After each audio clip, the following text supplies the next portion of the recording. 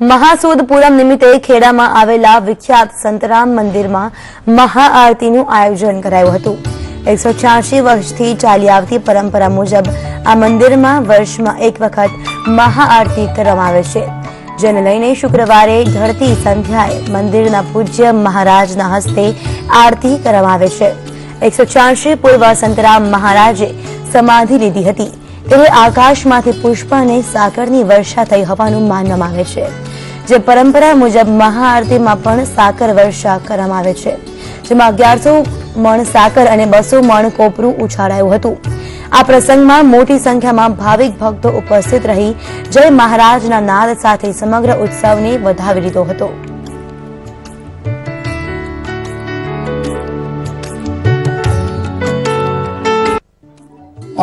मासूद पूनमना मेळाने लोकमेळो तरीके पण उजववामां आवे छे अने ए प्रसंगनी अंदर 2-3 लाख पब्लिक ए आ मेळानो 3-4 दिवस सुधी आनंद लेती होय छे। 300 થી 350 मण साकर अने कोपरू ए उछारवामां आवे छे अने सारा के नरसा प्रसंगो घरनी अंदर होय त्यारे साकर मोढामां मूकीने एमना प्रसंगोने करता होय छे। एवी एक श्रद्धा छे समाजनी अंदर। प्रातः स्मरणीय योगीराज अवधूत श्री संतराम महाराज ए गुरु दत्तात्रेयना अवतार हता। ए समय ज्यारे તેમણે જીવિત સમાધિ લીધી ત્યારે દેવોએ આકાશમાંથી પુષ્પ વર્ષા અને સાકર વર્ષા કરી હતી અને એટલે માસુદ પૂનમના દિવસે મહારાજના ભક્તોને આ ઉત્સવની પણ મહોત્સવ તરીકે મનાવે છે અને 350 મણ જેટલી સાકર આજે ઉછરામણી કરવામાં આવે છે।